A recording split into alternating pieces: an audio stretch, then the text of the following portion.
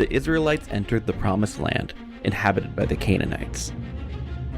The Canaanites were morally corrupt, even sacrificing their children to false gods. As Joshua's leadership ended, he urged the people to stay faithful to God's covenant and obey his word, so that they would be an example to all the nations.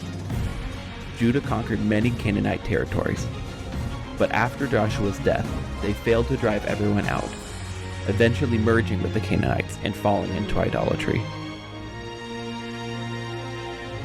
Israel did what was evil in the sight of the Lord. Israel repeatedly sinned, fell into oppression, then repented and being delivered by God, only to fall back into sin once again. God calls and empowers the judges, the heroes of Israel, to deliver Israel from their oppression.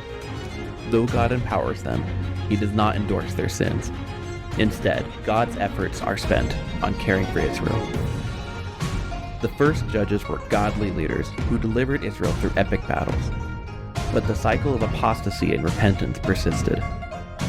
Othniel, Ehud, Shamgar, and Deborah all brought peace after Israel repented. But each time Israel eventually fell back into sin. As time passed, the judges became less heroic. Gideon was a coward, but through God's power won a war with 300 men. However, he later killed fellow Israelites in anger and made an idol from his spoils. After his death, Israel worshipped that same idol. Israel repented again, and Tola and Jair delivered them. But soon after, they fell back into apostasy. Over time, the judges were no longer devoted to God. God merely used these warriors to care for his people. The first of these was Jephthah, who vowed to sacrifice his daughter for victory, which reflected the moral failings God sought to avoid. Still, God delivered his people. Israel again did evil and was delivered to the Philistines. God called Samson a strong but promiscuous and violent judge who had little reverence for God.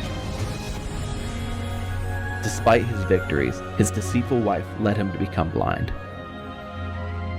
So, in one final act, Samson called upon God and destroyed the Philistine temple, killing himself and his enemies all at once.